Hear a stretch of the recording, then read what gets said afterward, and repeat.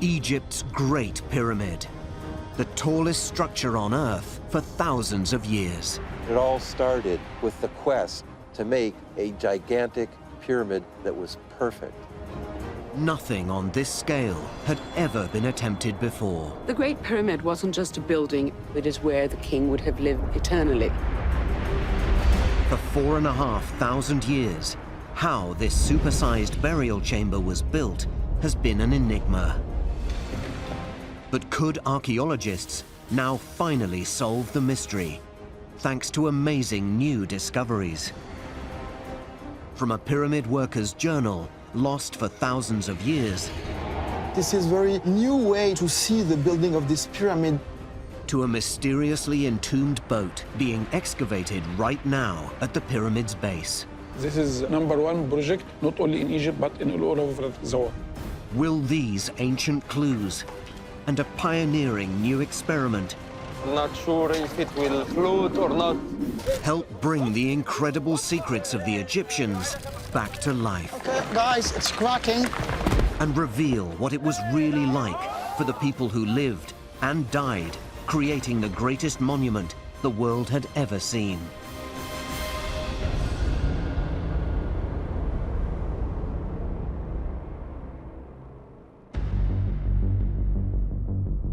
The Pyramids of Giza, a towering series of giant tombs built by the ancient Egyptians. The oldest and largest is the Great Pyramid. It's the only survivor of the 7 wonders of the ancient world. This was the dream of the Pharaoh Khufu, who wanted the grandest tomb of all time. But exactly how such an ancient civilization could build this colossus has been a mystery for millennia. And archaeologist Mark Lehner is still looking for answers. There are 2,300,000 stones in this pyramid. And when you look closely, you can see the marks of the human hand, chisel marks. Nothing like this had been seen before in the history of Egypt. What makes the pyramid even more of a mystery is how they managed to build it in this unforgiving desert. 4,500 years ago, the Egyptians completely transformed this sandy plateau overlooking the River Nile by building the biggest monument known to man. The base covers an area the size of 10 football fields. Builders found and transported so much stone here, they could have built a wall half a meter tall around the entire planet. But their mission was a monument over 140 meters high that would become the tallest building in the world for millennia. Building the Great Pyramid, achieving this, seems impossible. This is not something that was done by a primitive society. So how did the ancient Egyptians manage this incredible feat? Could a phenomenal new discovery 250 kilometers away reveal the answer? Wadi al-Jarf is a remote desert settlement that the men who worked on the pyramids used as a supply hub. During excavations, archaeologists unearthed the most ancient papyrus manuscript ever found. Pierre Tallet is decoding the text and searching for answers that could finally reveal how the Egyptians built the Great Pyramid.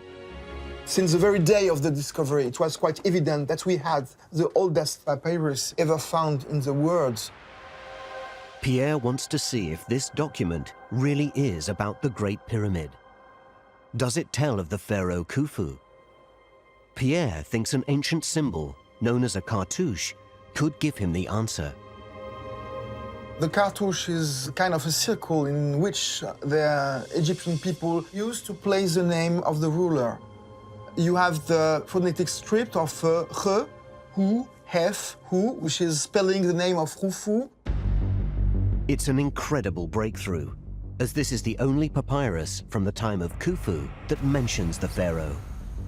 But Pierre also needs evidence that it relates directly to the Great Pyramid. This small triangle is the shape of the pyramid.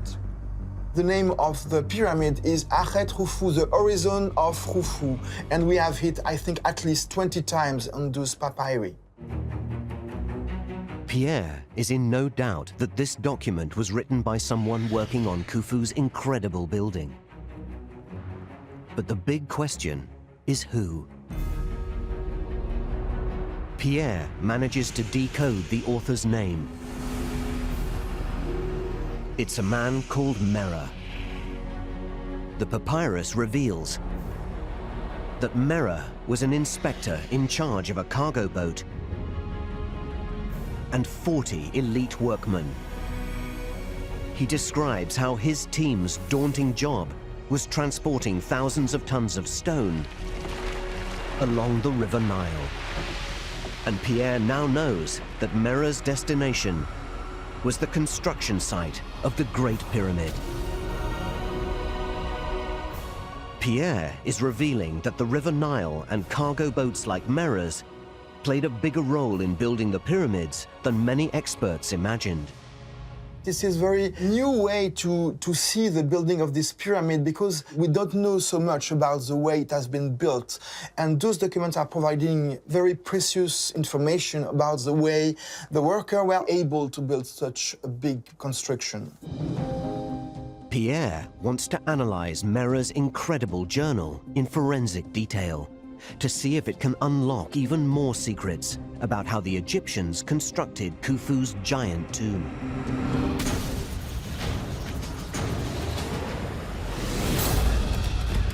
But in Cairo, one archaeologist wants to go even further. We have a lot of questions on the navigation on the Nile, for the working boat, carrying stones. I'm really excited.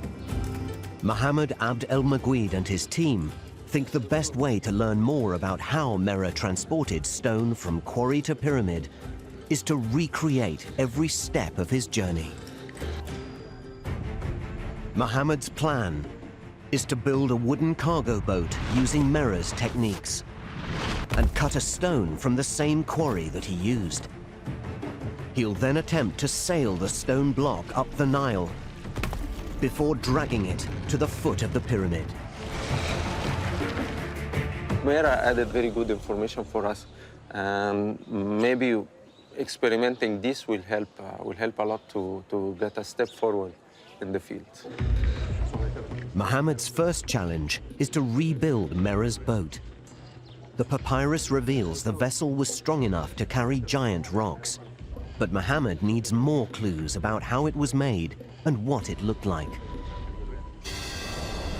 He thinks the answers may lie 20 kilometers from the Giza pyramids in Saqqara. This is an ancient underground tomb that was built just after the Great Pyramid for a man called T. It's the grandest and most highly decorated tomb for any non-royal in this area, showing that T must have been very important. This is the statue of T. T was one of the high officials. We have a lot of description of his jobs. One of them is the royal hairdresser. But it's not T's hairdressing that Mohammed is interested in. He hopes some extraordinary wall carvings will reveal the secrets of Mera's rock-carrying vessel. This tomb is very famous for its scenes of boat construction. On only one boat, you can count 13 persons.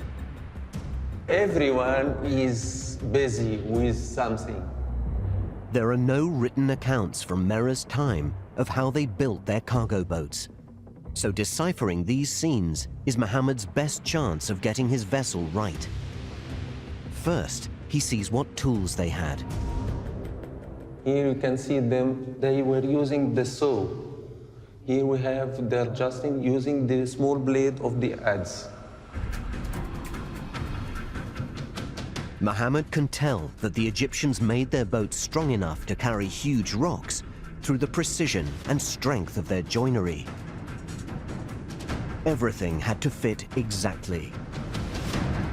They put the plank and I start to push it into the hull to make one unit. Here you can see between the two planks we have a tenon. They have to hammer them to force them inside. There is a lot of things to learn according to what we know from the old times. But most importantly, Mohammed can finally see what these boats really looked like and the exact shape they took. At the boatyard, the team is starting the build. Just like the carvings showed, in places the team will use long and very thick planks that run the entire length of the boat to give strength and stability. The tomb, it helped a lot in the development of the construction of the boat. The shape of the planks, the method of the assemblage, the importance of the beams. It will be interesting for us in order to understand how the ancient Egyptian man has all this trust in his skills. Mohammed's boat will carry an average-sized pyramid block. To cope with this 2.5-ton stone, Mohammed's vessel will have to be incredibly strong. Transporting rocks by boat was much easier for the ancient Egyptians than hauling them large distances over land. But there's a mystery. Today, the pyramid is over 8 kilometers from the river. So how did Merah get his boat and massive cargo closer to the construction site?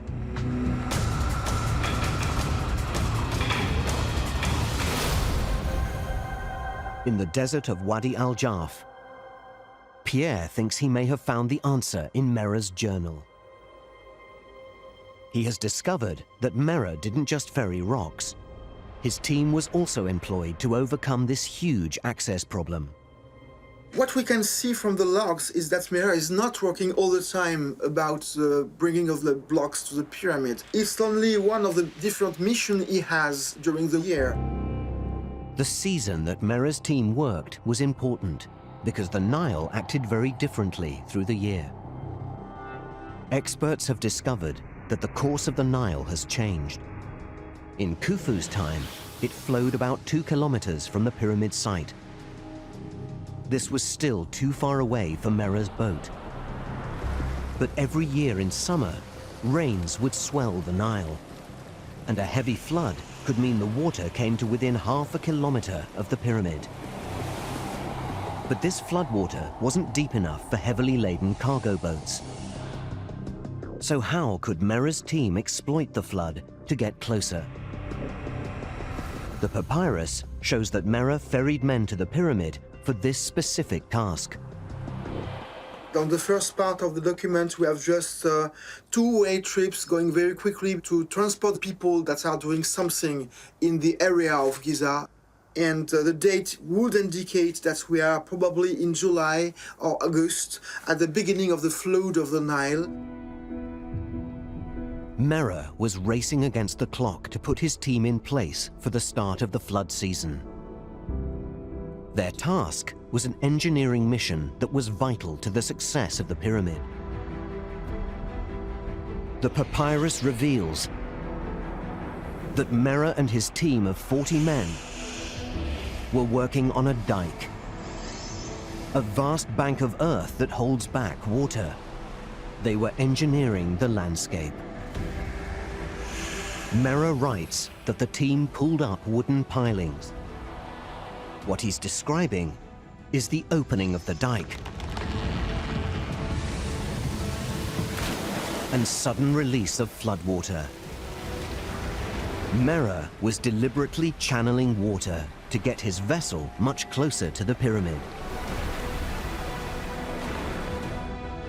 If Pierre has decoded the papyrus correctly, there must have been a huge man-made channel to contain the vast amounts of floodwater. But if that's true, where's the evidence? At the Giza Plateau, Mark Lehner and his team are trying to figure out what route Merah's mysterious waterway might have taken. What we're essentially trying to do is find the floodplain of his time. To locate the hidden channel, Mark needs to see which land was flooded occasionally and which land was underwater most of the year in Mero's Canal. The key is silt. You can't ask for a clear difference. You have sand from a period of perhaps wind-blown sand, and then the Nile is coming back and depositing this thick silt. This is the normal profile: sand from the desert, silt from the Nile. This silt shows Mark that this area was just a floodplain and not a waterway. But he's not giving up on the hunt for canals yet, because this silt was deposited long after the building of the pyramid. These upper silt layers are from the Greek and Roman periods. We actually know that from some analysis, but also from some pottery. And you still see some of this late Greco-Roman pottery embedded in these silt layers. Mark needs to find the silt that was deposited during the reign of Khufu. And he's tracked down samples from much deeper in the earth. For many meters, the drill cores came up with nothing but dry sand. And then suddenly they came down onto very concentrated, thick silt. The contrast couldn't be more stark. And the several meters of this concentrated clay told us that there must be an ancient waterway. So we knew Nile water had to be there, filling an ancient waterway with that clay and silt. We've outlined the central canal basin, which we think was the primary delivery area to the foot of the Giza Plateau. By analyzing core samples from right across the pyramid site, Mark is able to solve one of the biggest riddles of the pyramid: how huge blocks of stone were transported so efficiently to the construction site. 4,500 years ago, ancient engineers had to transform the landscape on a titanic scale. They built a series of canals, connecting large ports. When engineers opened dikes during the annual flood, water filled these cuttings to the brim. They allowed cargo boat crews like Mero's to dock within just a few hundred meters of the growing pyramid. The Nile's water was brought to the construction site through an artificial, man-made port. It's ingenious engineering like this that finally explains how the pyramid could be built at all. Khufu started something that must have been truly a very complex port city, perhaps the largest port city of its kind. And that's why I'm more interested not in how the Egyptians built the pyramids, but how the pyramids helped to build Egypt.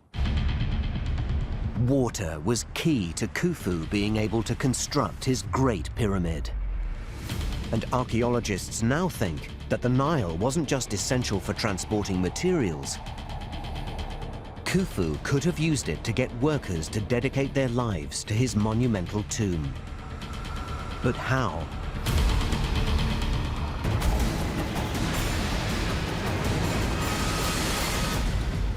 On an island in the Nile, Egyptologist Salima Ikram is investigating the link between the river and the pharaoh's power.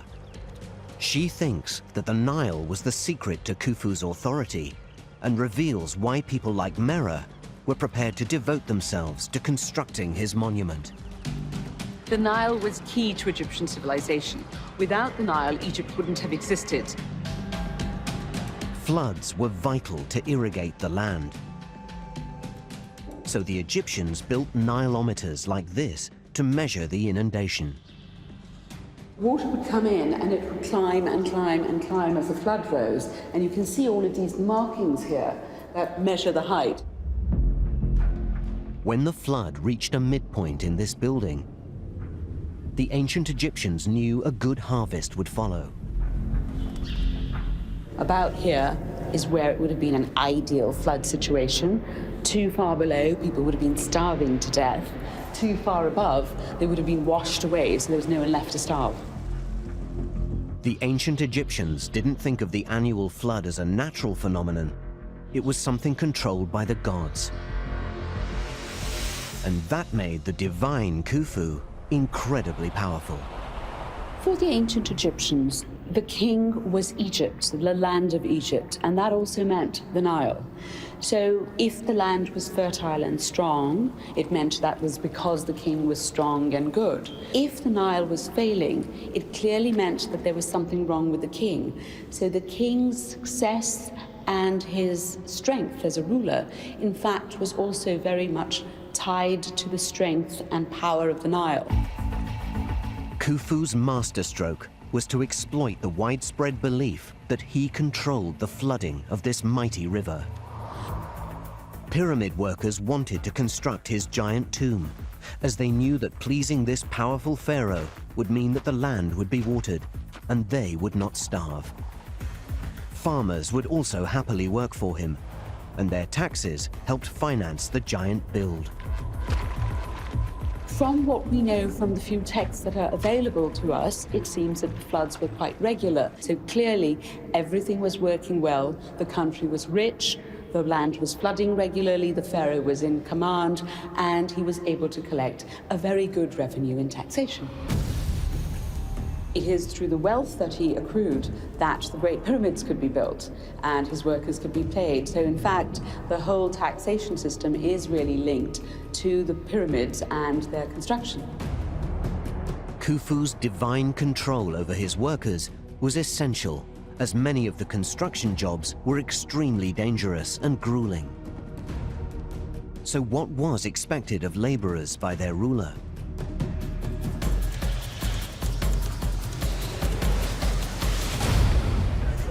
Mark Lehner wants to see how far workers were pushed by Khufu, and is heading to an area deep under the monument to find out. This is the descending passage. It goes down more than 100 meters. From here, we have to crawl on hands and knees, making the access even more difficult. This hidden passageway leads to the subterranean chamber. This is where Mark thinks he can find evidence of the extreme demands that Khufu made of his workers. We come in to what is essentially an unfinished artificial cave. Somewhere, you're probably about 7 meters this way, dead center under the center axis is the Great Pyramid, 30 meters below its floor level. Some archaeologists think this chamber was planned to be filled with offerings, but was abandoned when the pharaoh died. Whatever its purpose, Mark is starting to discover just how grueling a job it was to carve out this space. Men were down here bashing the stone away to hollow out the chamber. And we can even see all around us how they went about it. And here, like in all unfinished projects, you can definitely see the human hand and maybe some of the human misery behind pyramid building. Workers had to labor in extreme conditions, and it definitely wasn't a job for the claustrophobic. These lead channels, you can still see the chips that the last workers left behind when they put down their tools. Now the dust must have been just awful. These conditions must have been the hardest, but Khufu clearly didn't care, or if he cared enough about his pyramid to insist that they complete the job. Khufu was prepared to push his workers to the limit for this giant tomb that would take him to the afterlife. Everything had to be on a massive scale. So the Great Pyramid is formed from more than 2 million blocks of stone.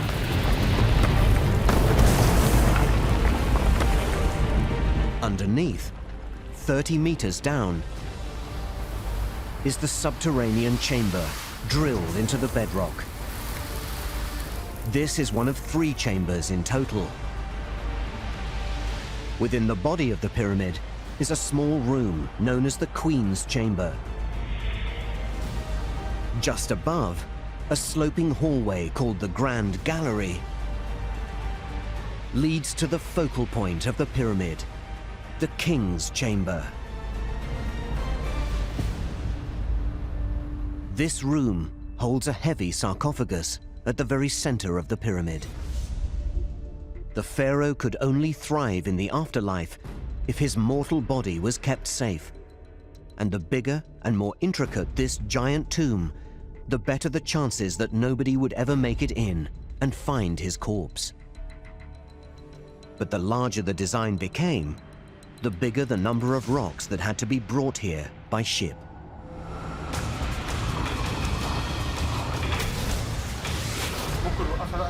At his boat workshop in Cairo, Mohammed Abd el-Maguid is trying to construct a wooden vessel like the one Mera used in Khufu's reign. But he's concerned that his vessel may not cope with the heavy rocks needed to build a giant pyramid. We want to be sure that the boat is strong enough to hold and support the weight of the stone. I don't think that Mera had these fears or thinking about the problems of weight and so, because we are not experienced, but he had experience. Mohammed's team have assembled the 8-meter-long boat using techniques learned from ancient tomb carvings. But they're still not sure what they should use to keep all the pieces together. Can Mohammed find the answer from one of the most remarkable new discoveries in Egypt?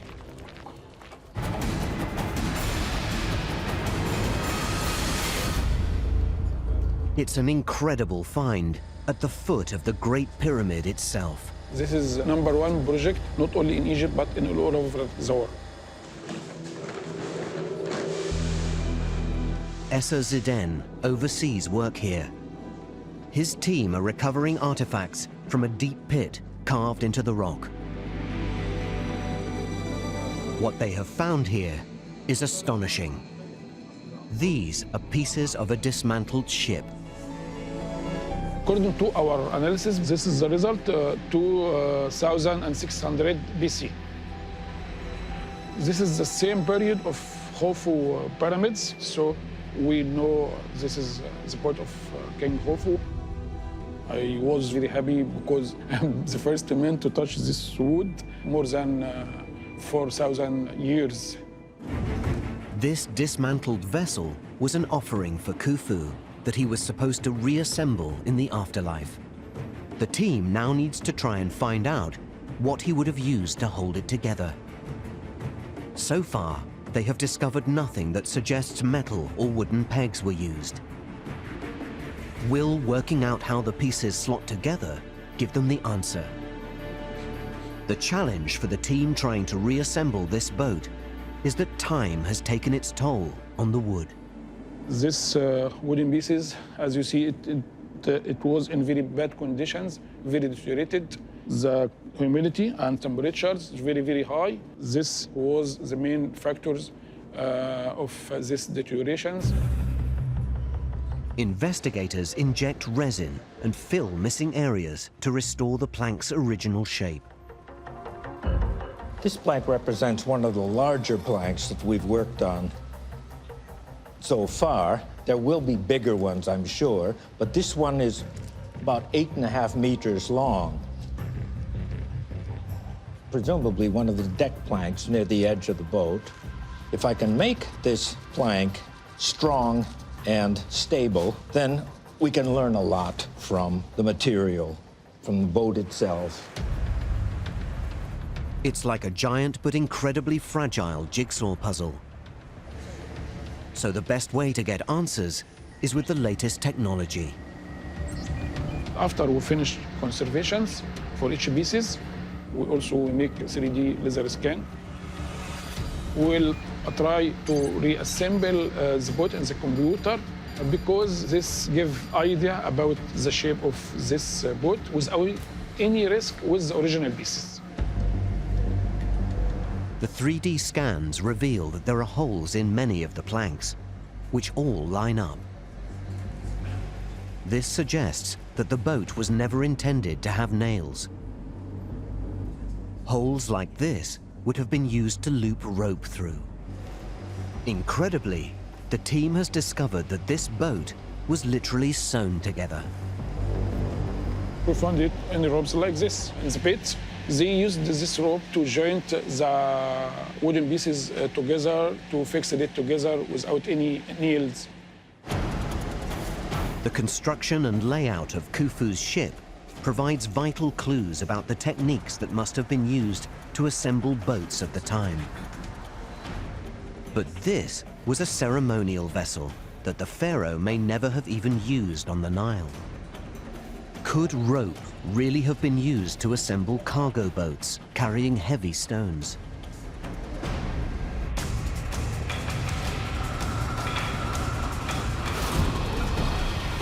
In Wadi al-Jarf, Pierre Tallet is looking for clues that could reveal if Merah used rope to sew together his cargo boat. And Pierre thinks he's found the place where Merah stored his vessel, a set of caves that have lain undisturbed for thousands of years. What is strange here is that the place has been completely forgotten for more than 4 millennia, and it's very rare in Egypt to start excavation in a place which is absolutely not known before.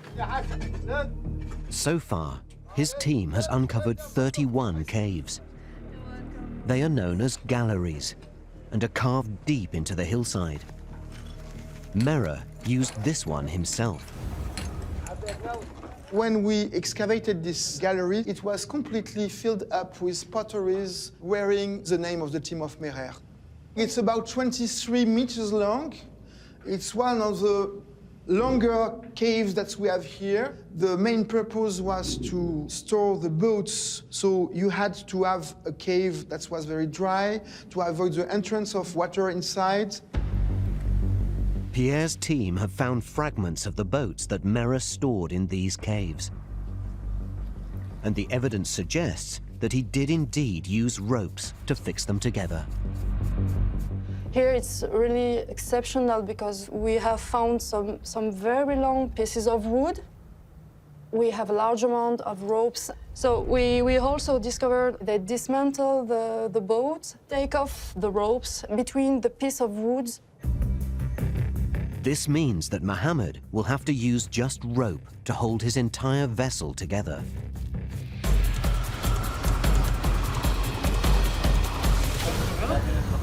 So back in Cairo, Mohammed's team now know what they are up against. But will their sewn-together boat ever be strong enough to take a huge rock? We have around 1,000 holes to cut. And the ropes will do the job of maintaining the shape and the whole form, and also give strength.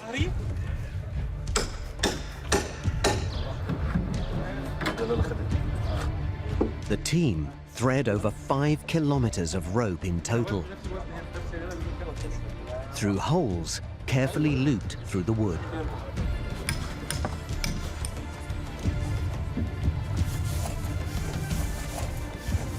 After months of planning and construction, the cargo boat is finally ready. But exactly what kind of stone was Merah carrying? Merah's papyrus reveals that his cargo was a very special rock, glistening white limestone from the Tura quarry. But what were these white blocks needed for? And why was Merah transporting so much of this heavy stone when there was plenty of other rock at quarries far nearer the pyramid?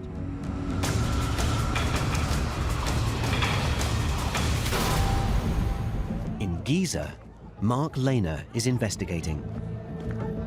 So this is the fine white limestone, the kind Merah was bringing from Tura. It's some of the last remaining casing stones here at the center of the north base. That's what they used to cloak the outer pyramid, making joints so tight you can't get a knife blade in between. When the pyramid was complete, this would have been a blinding landscape. In fact, it must have been hard on the eyes. What you see today, though, is not the glittering pyramid as Khufu's engineers designed it.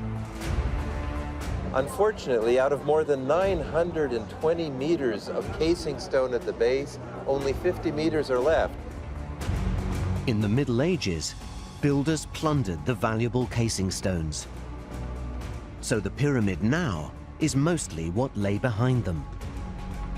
The stones visible today are poorer quality limestone quarried from close by. Khufu only managed to get his record-breaking pyramid built by taking shortcuts wherever possible. The entire pyramid might look like it is built from just piled up rocks, but Mark is discovering this is far from true. Now, from a distance, this just looks like another block, but it's one solid piece of bedrock that the Egyptians left in the core of the pyramid as they quarried away the outer perimeter and leveled it. Ancient engineers left a bedrock mound under the Great Pyramid, like a huge raised foundation.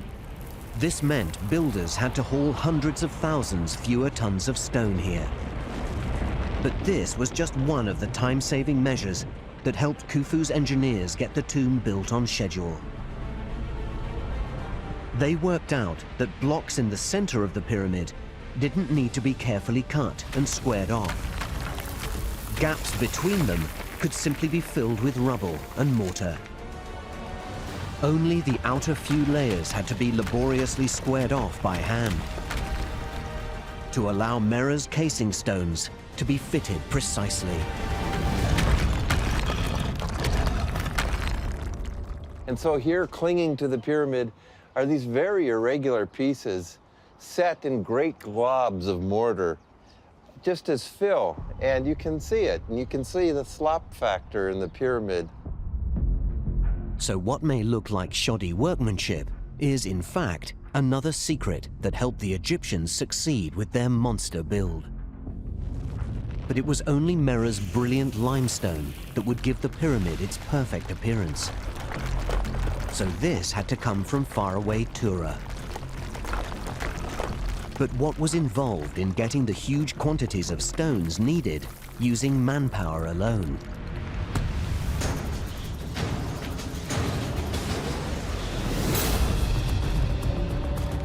With Merah's manuscript as a guide, Egyptologist Adel Kalani will quarry an average-sized casing stone as cargo for the reconstruction boat. The new discovery of the papyrus of Merah, that's extremely important. That because its evidence gives us information about the life of the workman for cutting and splitting the blocks. That before impossible to understand. The limestone casing for the pyramid had to be as close to perfect as possible. It's quite important to have very little cracks. One color, the hardness is okay and good. And in general, this is a good spot for cutting stone.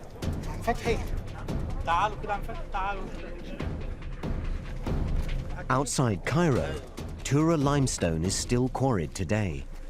But Adel and his team, led by veteran stonemason Fatih Ali Salama, will use ancient methods. Adel wants to cut a block over 1.5 meters long, almost 1 meter wide, and 1 meter deep. It will weigh about 2.5 tons. This is a chisel with a pointed edge, and this is actually one of the main tools that ancient Egyptian used. The sound actually with hammering, and also the sound with this kind of, of chisel, working with the stone, it was a kind of like a music for the workmen. It keeps them active. Merah will be very familiar with this kind of sounds, very familiar with this kind of scenes of the quarrying activities. The ancient Egyptians did this back-breaking work all year round, despite the extreme heat. Any delay in supply would have brought the construction of the pyramid to a standstill. The team first cuts deep channels to carve out the sides of the block. If you go for the quarry faces in ancient time, you will find this more and less the same dimensions. The same techniques that used right now, it's also the same one used in all times.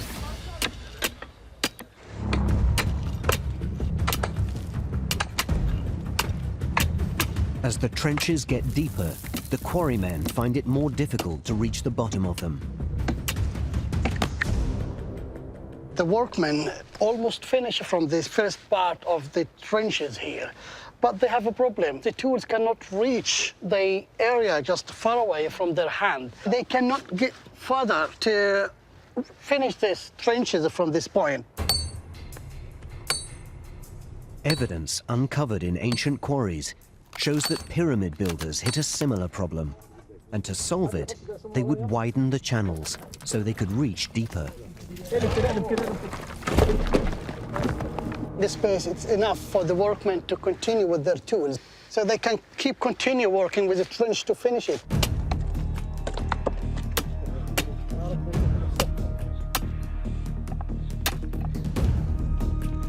It takes 12 men, 90 minutes of grueling graft to hack out the shape of the block. The stone is completely free from the whole side, but the bottom, which is really the most important and also the most difficult part.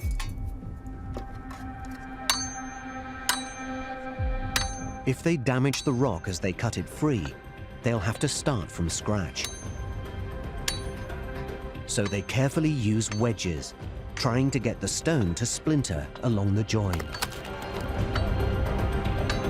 Okay, guys, it's cracking.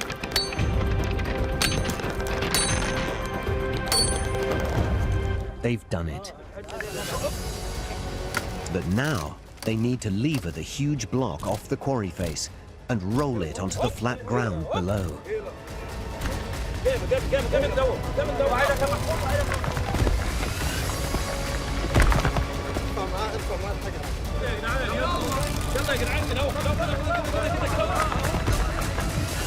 It's job done, but only if the rock hasn't been damaged. Merah would have rejected any that were cracked. Murray, if he would have a very, very close look for the blocks like this, very careful investigate the blocks before transport to his boot. Otherwise, it will be a big problem for him. Today, this block passes Adel's inspection and will now be used to test Merah's reconstruction boat. But how much stone like this did Merah carry on his vessel? Over at Wadi al-Jarf, Pierre is looking for the answer in Merah's journal. Tura, it is a place where Egyptians were searching for fine limestone blocks. And we have two different positions that are recorded by the papyri, Tura of the south and Tura of the north. So they are, in fact, extracting the blocks from two different positions. I think everything is perfectly planned for the most impressive efficiency of the work. The papyrus reveals that Merah and his boat team sailed upriver to the quarry at Tura South. There, he spent 2 days hauling stone with his men. Each boat might have carried 30 stone blocks, weighing 2.5 tons each. Merah alternated between Tura North and South every 10 days. To deliver all 68,000 casing stones, needed 4 teams like Merah's, working for 25 years. When he switched from Tura North to Tura South, I think Inspector Merah is expecting the blocks to be ready to sail as quickly as possible. This was a massive and efficient production line, with no room for error or delays. But how will Mohammed fare with his reconstruction vessel?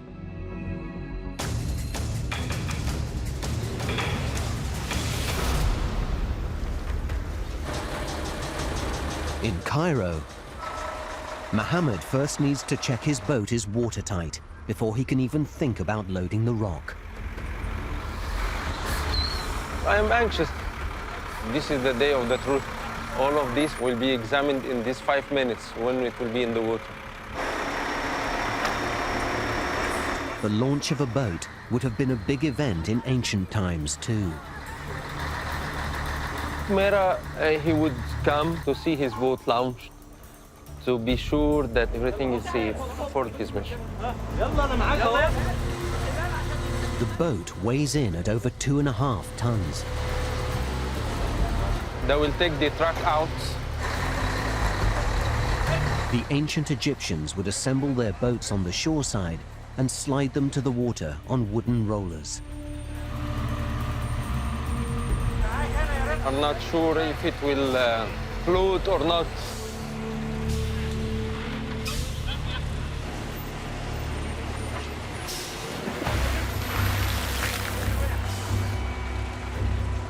The boat holds the weight of people. But Mohammed needs to check how watertight the hull is. It's looking well until now. There is no water here. But Mohammed soon spots a big problem. We have some water. The question now is how much water the boat will take on. And Mohammed is getting worried. They will search from where the water comes, and they will try to stop it.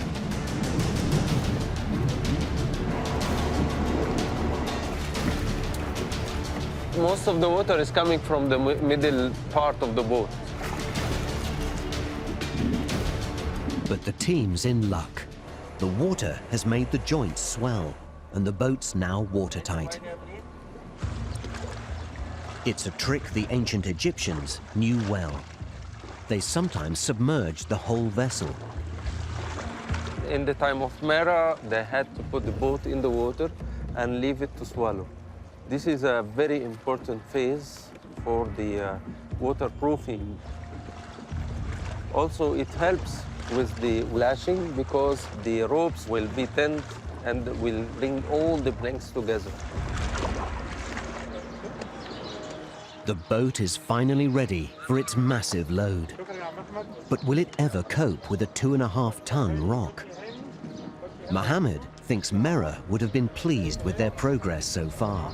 What was interesting for me was how the scientists, how the Egyptologists were interpreting these texts and even the direct evidence, mean the planks and fragments that was found. I think this interpretation will be near the truth.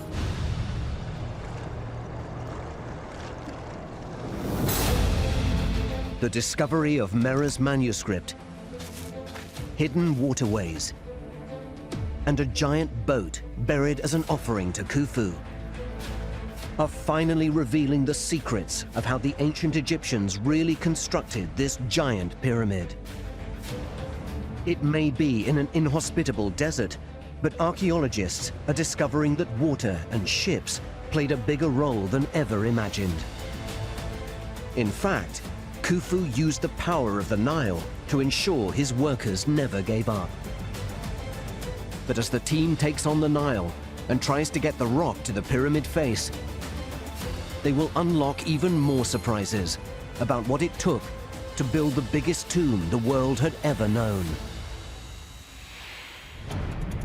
Next time, there are more mysteries to solve. How did the Egyptians control a boat with a massive rocky load? There is some water, you know. How did the pharaoh feed and house his giant workforce? Are we on the spot where Mera and his men stayed overnight? And how could manpower alone drag the huge stones over land? It's stuck somehow.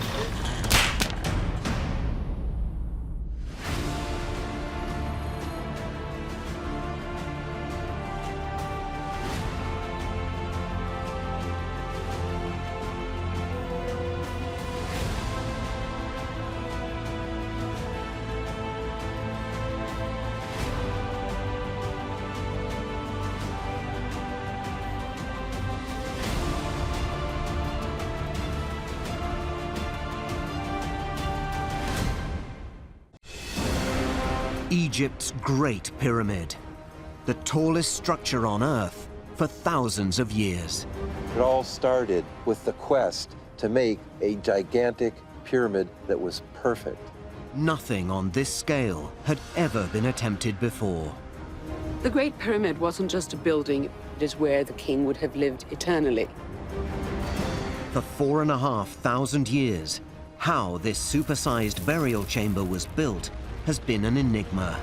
It's the infrastructure behind construction of the pyramids that, for me, is fascinating. But could archaeologists now finally solve the mystery, thanks to amazing new discoveries?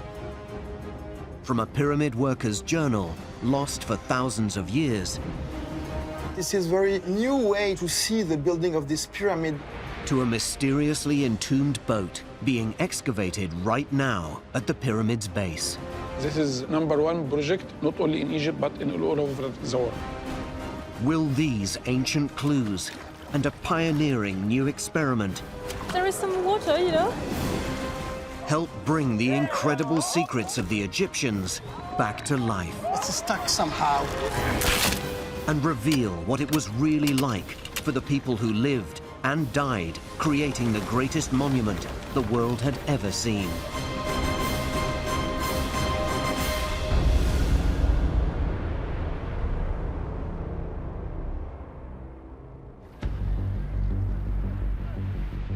The Giza Plateau, home to a series of giant ancient tombs. The oldest is the Great Pyramid. It's the sole survivor of the 7 wonders of the ancient world.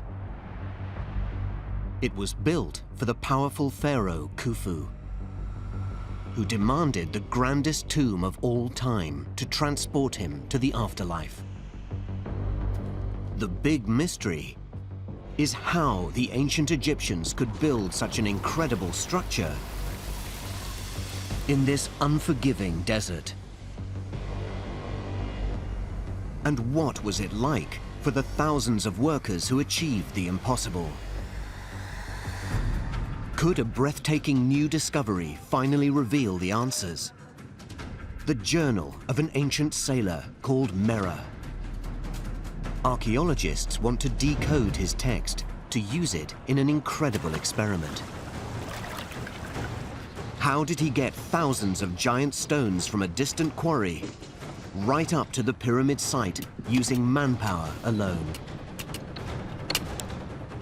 So far, they've cut the rock and built a boat. But can they get this massive block across the Nile and haul it to the pyramid? On the banks of the river, archaeologist Mohammed Abd El Maguid and his team are working on how best to get the stone on board. Mera would be worried of the loading of the boat itself. But he would have skilled men who will calculate where to put the stones and how to do it.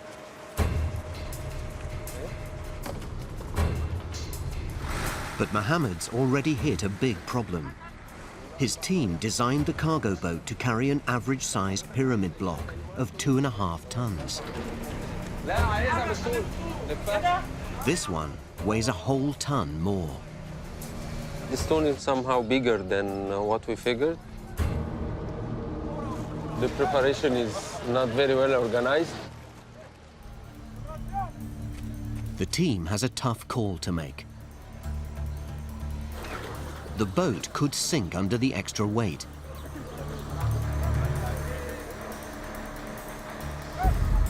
But Mohammed decides to take the risk.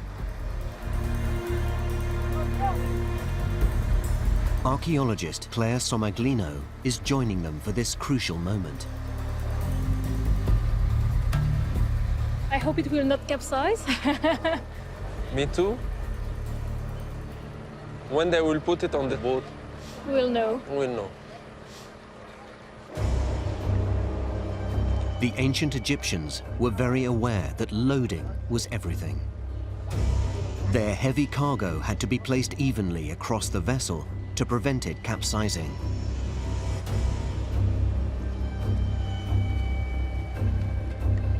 If Mohammed doesn't get it right, his boat could turn over.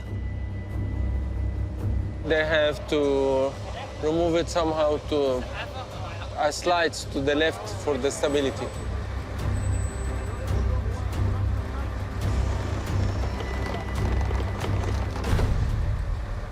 The overweight block is finally loaded. All seems to be well. But suddenly, the team spots a big problem. Oh, there is some water, you know. The top part of the hull isn't waterproof, but the heavy rock is forcing it underwater. The experiment is heading towards disaster. Mohammed and his team need to find a solution fast. But what?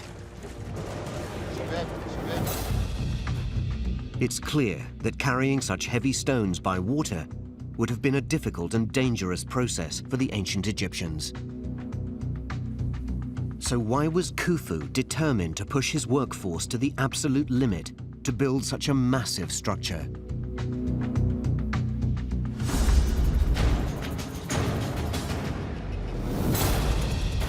At an ancient cemetery, Egyptologist Salima Ikram is investigating where Khufu would have got the idea for a giant pyramid-shaped tomb from, and why it was so important. It's an amazing place because here you have tombs of high officials laid out like city blocks. So you can walk through the streets and have the tombs which served as houses for eternity for these ancient Egyptian elites. Tombs like this are known as mastabas and cover underground burial chambers. For about 300 years, mastabas were the basic standard for tombs, but we see a change in about 2700 BC. The king was going to be buried in a large mastaba, and then they decided to enlarge it. And so they stacked a smaller one on top until they wound up with several steps. The Egyptians had created the first ever pyramid, the Step Pyramid of Saqqara. One of the theories is that the pyramid represents the mound of creation, the first mound of earth upon which sat the sun god, and that's where creation happened. And so this is, of course, about creation and recreation in the afterworld, and so it is where the king would have lived eternally. This new, symbolically shaped tomb was an immortality machine, and Khufu wanted the biggest and best. The Great Pyramid took the idea to the limit. It was the ultimate status symbol. But it wasn't just the exterior that was an engineering challenge on a truly massive scale. This pyramid is one of the most extraordinary structures, not just because of the whole volume and size, but because of its internal structure, which is incredibly complicated. The pyramid had such a complex interior because it was, in fact, a giant vault. If the pharaoh's body was damaged or destroyed, he would perish in the afterlife. Khufu hoped the overbearing scale of the pyramid would scare off robbers. But inside, he took further precautions.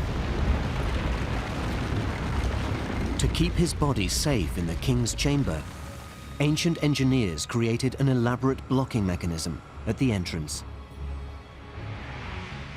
A series of 3 heavy stone slabs that were dropped into position by ropes. Then they slid granite blocks through the grand gallery and plugged the passageway. Finally, they blocked the main entrance and hid it beneath a seamless layer of casing stones.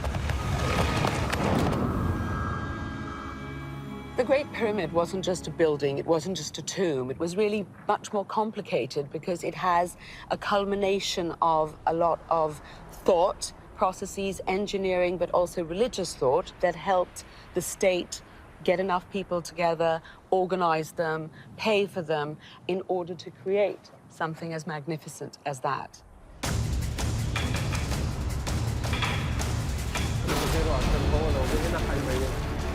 Back at the Nile, Muhammad is discovering what the ancient Egyptians were up against, trying to make Khufu's giant dream a reality. Just one single pyramid block on his vessel is causing leaks and making it sink. It continues to take water inside. With this amount of water, the stability will be affected. The water is adding even more weight to the already overloaded boat.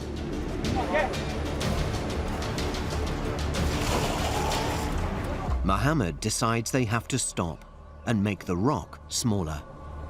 The weight is much more than you can take the boat for the stability. It is about 3.6 ton. It's better to take out 1 ton and leave 2.6. Muhammad's gamble hasn't paid off. The team needs to start again. It's more difficult for us now because we don't know exactly the techniques, and we don't do that every day for sure. So we don't have the experience they had. Archaeologists think Merah's boat must have been incredibly well made, as it could carry up to 70 tons of stone at a time. Sometimes I hope to dream how they would do, because it's not easy to go back again, so dream would be easier. Instead, the only way for Muhammad to uncover Merah's methods is to use trial and error. But he still has no idea if his boat will cope, even with a smaller stone.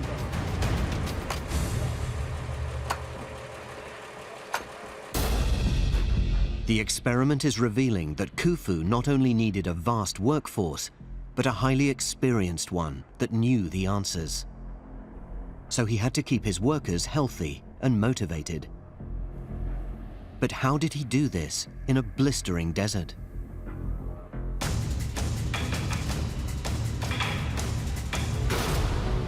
Near the Great Pyramid, archaeologist Mark Lehner is trying to discover how well laborers were looked after by locating where they lived.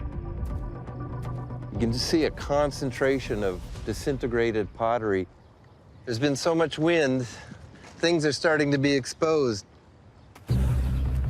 The style of these artifacts tells Mark that they date to the time of pyramid building at Giza. We've documented hundreds of thousands of pieces of pottery, maybe more than 1 million actually. And you know, it's kind of like a car aficionado.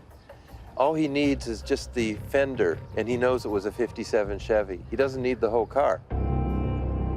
Vast amounts of pottery are evidence that this area was once a large settlement. But is this where pyramid workers lived? Are we on the spot where Merah and his men stayed overnight? We put a grid over the whole place in order to map it. And then we can decide where to excavate down to the floor level, to the houses and places where they lived and spent the night. Mark's plotted out the foundations of several buildings here, and he's found one that he thinks is a style appropriate for a team leader like Merah. So what we did is to bury the original under a protective layer of sand. And then on top of that, exactly in the same place, using the same material for the bricks, we built a replica extruded to a certain height to get some idea how the different spaces were used. Mark can see that Merah could have lived in relative luxury. And here you come into the main living room. Now, opening off this same central room, you also have, in effect, his bedroom. This is a rather substantial sleeping platform, as we call them. And so it's just about the right length, you know, see, for official of moderate height, like myself, to stretch out. But houses like this were too grand for the workers that Merah commanded. So Mark wants to uncover where laborers would have stayed. Around each of these house compounds I expected to find smaller houses of the dependents. Well, we found some of that, but in the center of the site, we found something very different. Marks unearthed the outline of a building that is 35 meters long. It is the perfect size to sleep 40 people, the number of workers that Mera is likely to have had in his team. The thick walls, supported arches and a flat roof. Laid side by side, these barrack blocks were an efficient way of housing a huge workforce. This structure was used just after Khufu's time. But he also ensured laborers were well cared for by building a vast, modern town just like this. This would have been occupation of a density unseen anywhere else in Egypt, in any village or town site of that time. But providing adequate accommodation on this scale was only part of Khufu's problem. The huge workforce was laboring hard and needed to eat. So how did Khufu feed thousands of hungry people in this scorching desert? At a laboratory near the pyramid, archaeologist Claire Mallison is searching for clues in objects and garbage left behind by pyramid workers thousands of years ago. There could be up to 50 items in each box, tiny little bits of detritus of everyday life. Can she find out what Khufu's workers might have eaten? These are samples of ash from within one of the houses of the town, and the plants are preserved when they're charred, and we can identify what plant it is just by the shape. Wheat is the most important crop for making bread. To feed just the individuals staying in the barracks area, it would need over 200 loaves of bread a day. You needed around 200 people grinding the grain to provide the flour for those bakeries, and around 400 different farmers producing grain to supply the town for a year.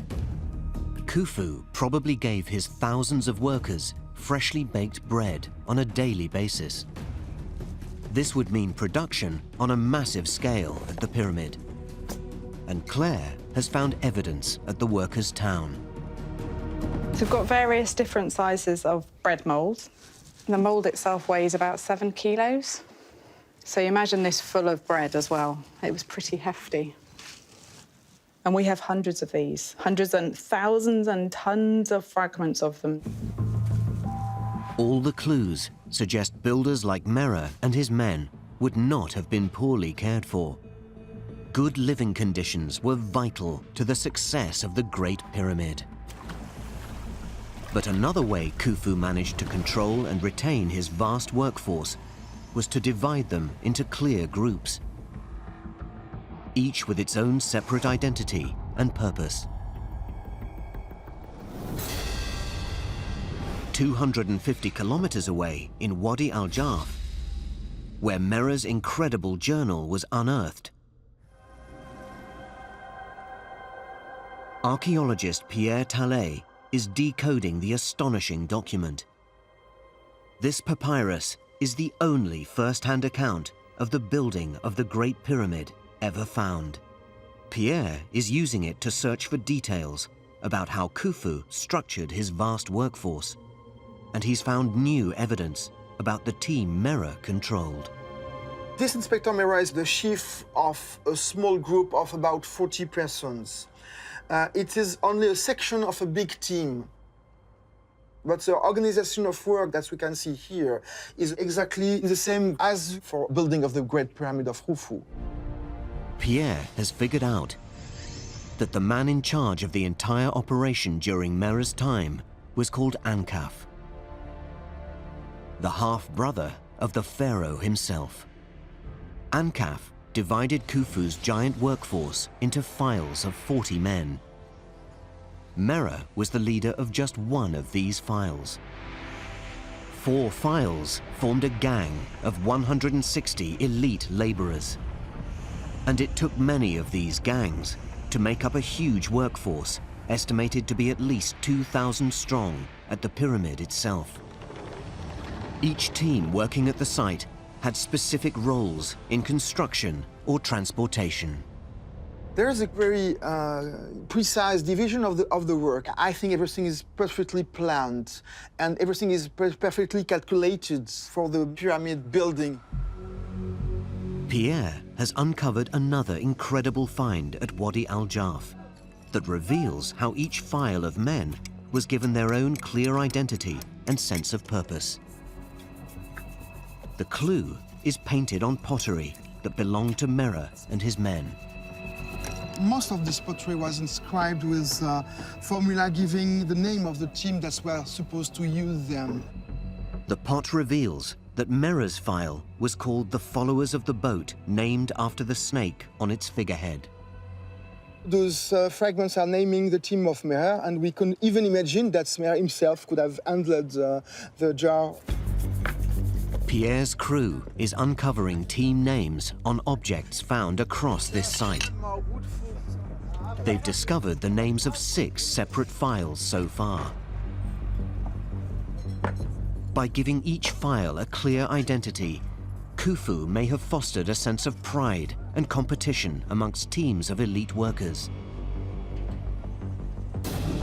And Pierre thinks he's found yet more evidence that shows how naming teams was invaluable to pyramid building, because it held workers like Merah accountable for their jobs. You have the general shape of the lion here. You can see the face of the lion, the hand, and the inscription naming the team. Pierre has discovered that large stones unearthed here at Wadi al-Jarf are marked with the name of the file responsible for moving them. A team that is taking into responsibility a block will have its name written on the block with red ink. All the big blocks that you can see here were inscribed with control mark. So it's a way to control the work of the team. The same kind of control marks that you have in the Pyramid of Giza. Organizing the workforce into named teams allowed overseers to keep tight control and ensure the pyramid would be completed on time.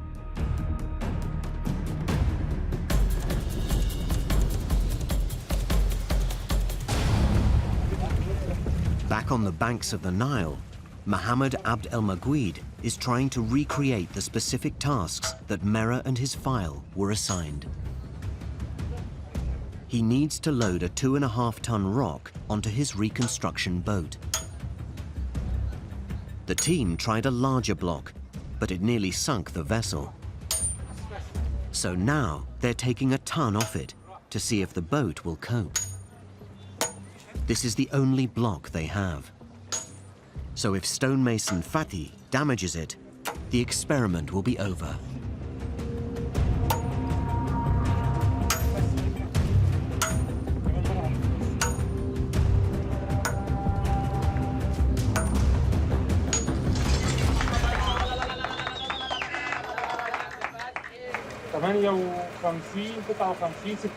It is about 2.6 tons now. And we will put it again on the sledge on the boat to see the stability of the boat again.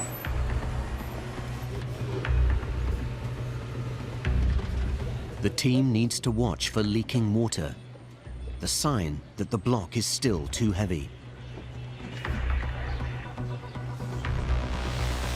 We don't have this amount of water that was there for the first time. It's looking good. The boat is taking the strain. But before the team casts off, there's one last addition Claire wants to make. We know that in the time of Merah, sometimes boats have a figure of pro. So we'll have a bit of fun in putting figures of cobras to make this boat much more like antique boat of Merah.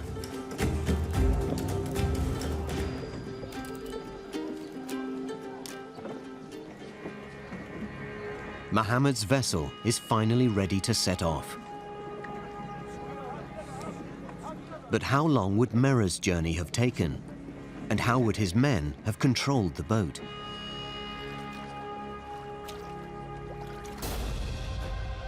In Wadi al-Jarf, Pierre is looking for answers about Merah's journey between stone quarries at Tura and the pyramid at Giza. The logs are giving a precise idea of the time which is needed to go from Tura to the area of Giza. What we can think by looking at the wool logs that we have, they are able to travel about 20 kilometers a day. This is a good pace for a boat with such a heavy load. So how did they do it? Merah explains that the chosen quarry was upstream from the pyramid. So when his boat was carrying rock, the team could row with the Nile's current to give them speed. When they had offloaded their heavy cargo, they could then look to the winds to help propel the lighter vessel against the current back to the quarry. According to the Papyrus, this strategy meant Merah managed to transport 200 blocks every month. But if there were no winds, Merah and his team had to rely on manpower alone. Sometimes something which is not expected appears, and this is probably the points where the papyri are most interesting. One day there is no wind, so they are obliged to hold the boats themselves. So it doesn't work necessarily the way they want. At the River Nile, the team is ready to cast off. They're going to attempt to transport the rock straight across the Nile to see what it reveals about how Merah would have controlled his vessel. It seems difficult for them to row. The rookie team is immediately struggling to keep the boat stable as they attempt to maneuver it. We have a problem from some waves. Port side is lower in the water than the starboard. The boat's rocking has caused the heavy limestone block to slip. The block is shifted a little bit to the port side. That's why we have this tilting in the boat. This is not the best situation. If the stone slips further, the boat could capsize. The crew needs to get control of the vessel fast. They soon realize that fighting the Nile's flow is making their situation worse. So like the ancient Egyptians, they decide to row with the current.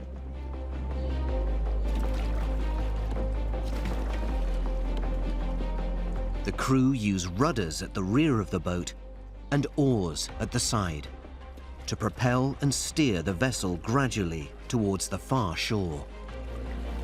The rowers are having fun on the boat. Well, it's a new experience for them. Doing well, I think. 4,500 years after Merah sailed pyramid blocks across the Nile, Mohammed's team has successfully recreated part of the journey. They've realized that the ancient Egyptians avoided fighting the Nile when possible. Instead, they harnessed its powerful current to help deliver their heavy loads with incredible efficiency. I think Merah would be proud with the accomplishment of his work. He was doing something for the king, which is very important for them at this time.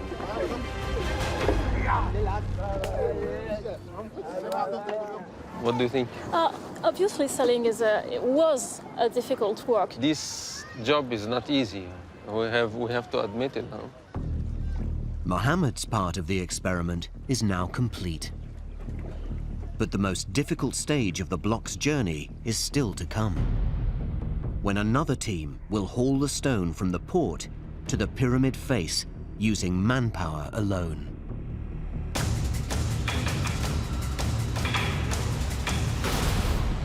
Getting enough rock to the pyramid site was only one of the massive problems Khufu faced. His army of workers needed thousands of tools to complete the job. So where did they source enough raw material?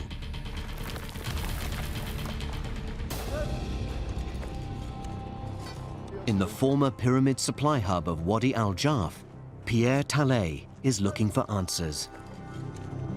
The workers have just found a tool which seems to be very well preserved inside one of the galleries. I've not seen it myself, and it's just coming out of the sands.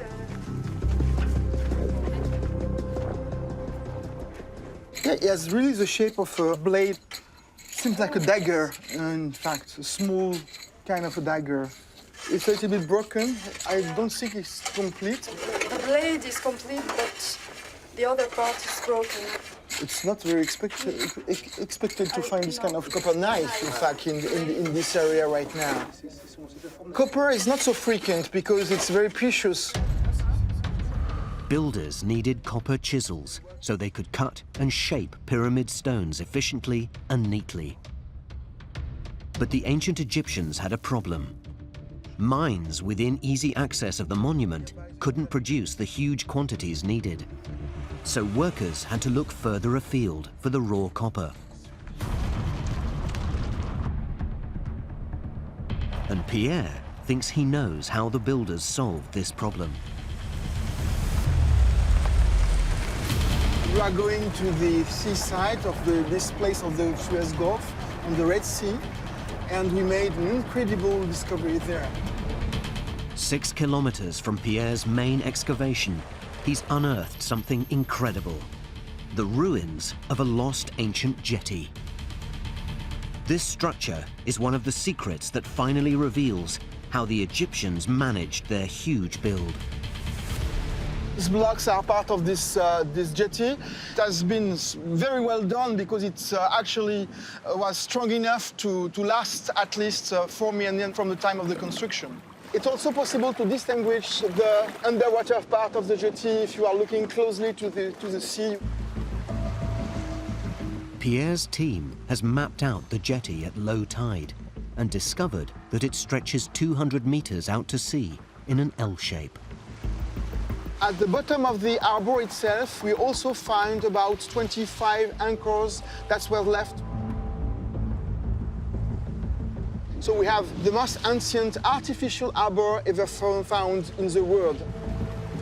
This harbor was built to be big enough to protect a large fleet of cargo boats that would sail across the Red Sea.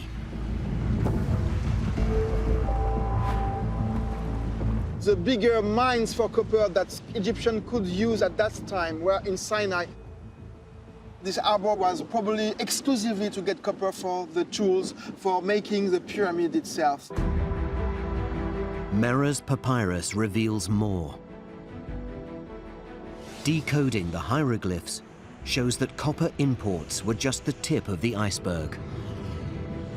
Building the pyramid was such big business that a vast transport network was needed to funnel commodities towards the monument. The pyramid project was a truly international affair that would change Egypt forever. Food for the workers was farmed in the Nile Delta. Wood for shipbuilding came from Lebanon, 600 kilometers to the north. Limestone for the pyramid's casing came from Tura, and granite for its internal chambers from Aswan, far to the south. We have here an idea of the importance of the state at that time, organizing very, very carefully all the raw material for the workers.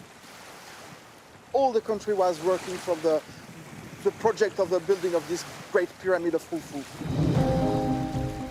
But it wasn't just Khufu and his pyramid that would benefit from this massive new infrastructure. This huge construction project was transforming the nation. It opened up the country like never before. In Giza, archaeologist Claire Mallison is investigating how.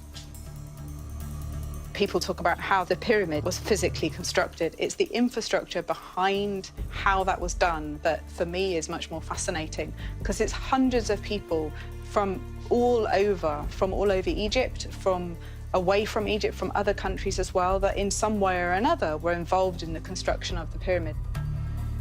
And it wasn't just people coming into the country, but many luxury goods, like olive oil. We've got several examples of combed ware on the site, which is the pottery from the Levant, so around modern Lebanon. And they were possibly used for transporting oil. But there's one theory that the comb marks are to stop when you're holding it, to stop it slipping.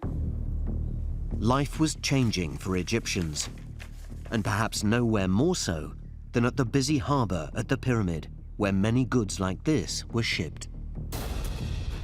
And archaeologist Mark Lehner is investigating where Merah docked with his shipment of pyramid blocks. It was a teeming, bustling, busy port. Through this water transport infrastructure came the cedar from Lebanon, the copper from Sinai, the gypsum from the Fayum, people from all over Egypt. So where in this thriving port did workers like Merah offload limestone blocks?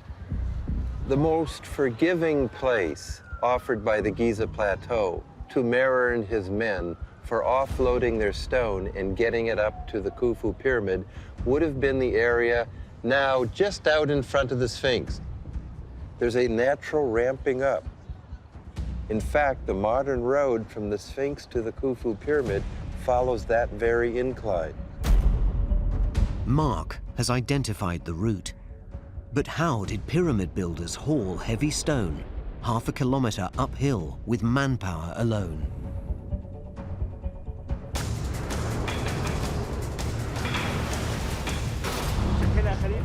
Archaeologist Adel Kalani wants to solve this mystery by recreating the journey. Now the workman is preparing for putting the stone on the sledge. You need a strong wood. It's made from acacia wood, and acacia is really strong and used in ancient time quite a lot because it's available everywhere in the Nile Valley, and it can carry a lot of heavy stone. They make sure that the rope will be strong enough and tight enough with the sledge. You can see it's really very strong, and the rope is really very, very large.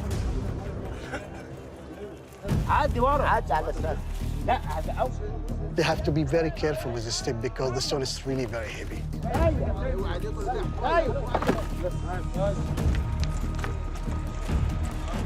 Adel's team clears away any rocks on the path that could get trapped under the sledge. He's assembled 40 labourers to drag the block up the slope. Now the workmen are ready for, starting the final step.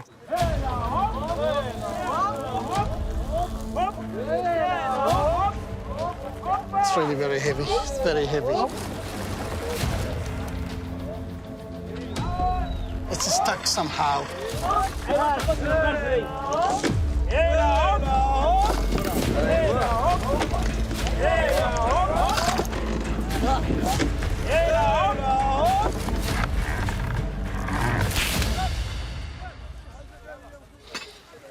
This is the result after you're trying to, pulling very heavy stone with, rope like this. The ropes aren't strong enough to pull the sledge up the slope across rough sand. So what secret did the ancient Egyptians have?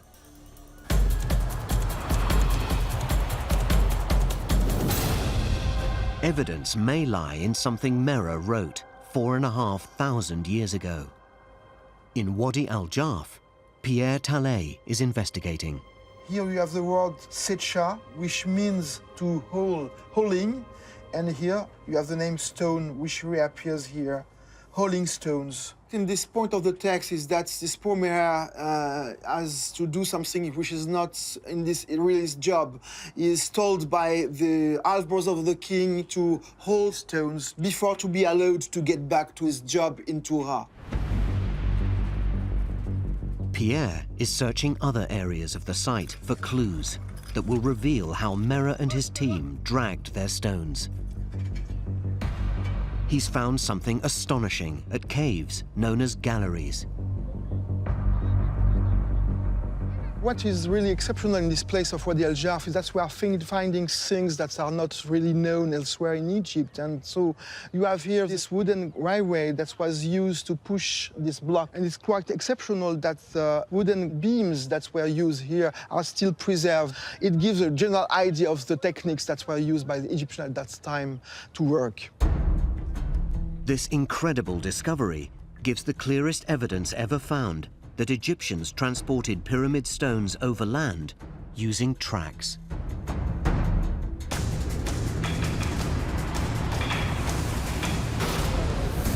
So back in Giza, Adel Kalani and his team have decided to lay down wooden rails too. It would be very interesting to test it and try it. It's very difficult to believe it until you test it.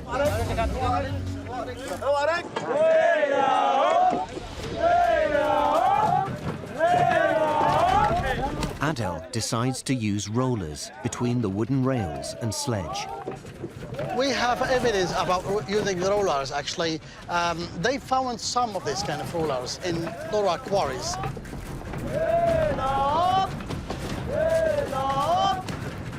It's going very fast, actually, after we change our techniques for transporting the block. You can listen for the sound of the workmen, actually. It shows that they are very happy and working very, very fast for transporting these blocks. It's completely confirmed about this sort of techniques that's used in ancient Egyptian time.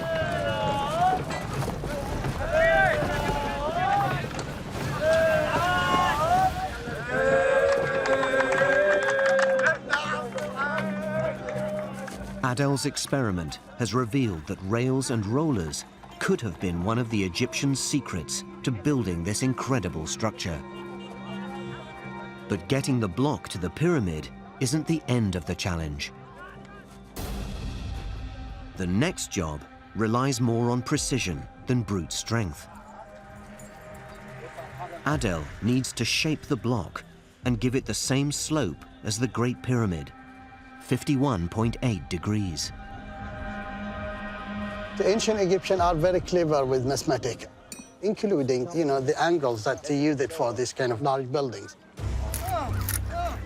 Ancient engineers figured out they only needed to take two measurements: a horizontal distance of 11 units and a vertical distance of 14 units. Joining them up gives an angle of 51.8 degrees.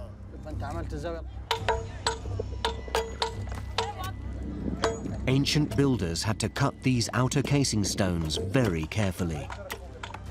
One mistake and the block is ruined. If it is broken, that will be disappoint Murray and his team. Quarrying and transporting the blocks, that would take a lot of time for him. But if you just do it in wrong way, in last step, that completely killing your blocks, and this will be useless. While Adel works carefully to shape the casing stone, at a cemetery on the other side of the pyramid, Mark Lehner is trying to work out how the ancient Egyptians got these giant stones into position on the towering pyramid face. Here we have a ramp that must have been connected with building this mastaba tomb. And it's made out of the most common stuff that must have been all over the place. Limestone debris from cutting stone. So a ramp like this may have worked just fine for moving stones up to the top of the mastaba.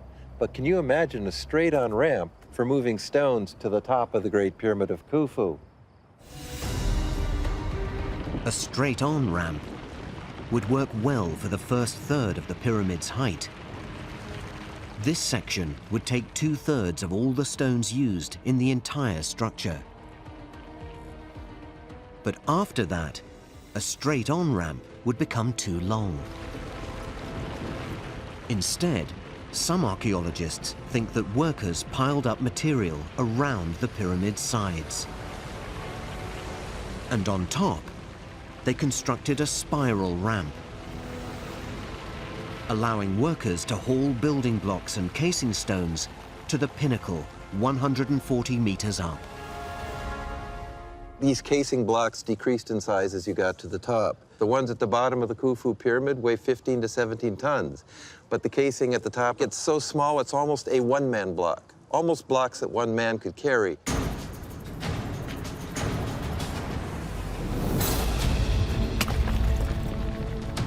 Back at the base of the pyramid,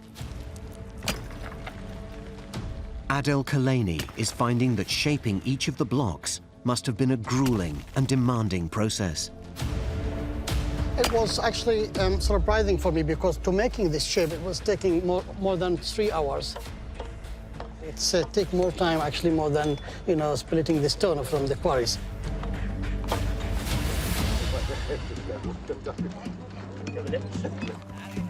Just like in ancient times, the final job is giving the casing stone its immaculate appearance. Limestone is nice if you polish it, and polish it very well. It gives you glassy smooth. The main tools for doing the polishing, sand and sandstone. They just need to moving the stone like this with the sand.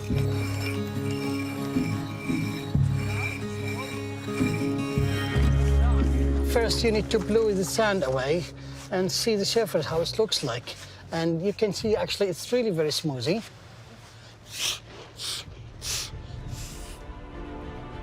These bright white stones were the final chapter in the story of building the Great Pyramid. When the pyramid was finished, it looked very different to today. Its 68,000 casing stones were fitted so tightly together, the seams were barely visible.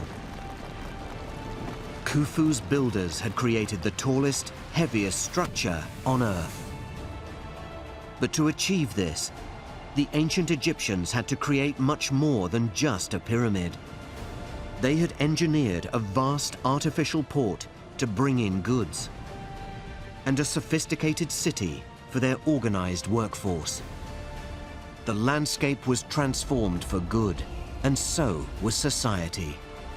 This created a whole new operating system for ancient Egypt, and it all started with the quest to make a gigantic pyramid that was perfect. And the secret of how the ancient Egyptians achieved the perfect pyramid is still being uncovered through the incredible discovery at Wadi al-Jarf, where Pierre has decoded Mera's lost papyrus to reveal many of Khufu's building techniques. This Inspector Mera was completely forgotten, but he is coming back to life through the papyri that we are able to decipher.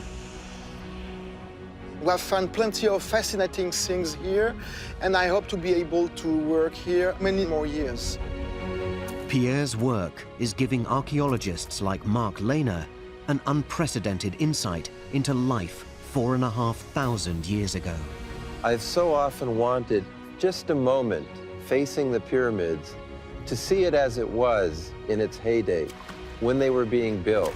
And Mera's papyri have kind of given the next best thing. By joining the dots between pyramid, port, and workers' town, archaeologists are exposing the real achievement of the ancient Egyptians. Once they had put all these systems and all this infrastructure in place, there was no going back. They became more important than the pyramid itself, and set Egyptian civilization off on a course for the next 2 or 3 millennia.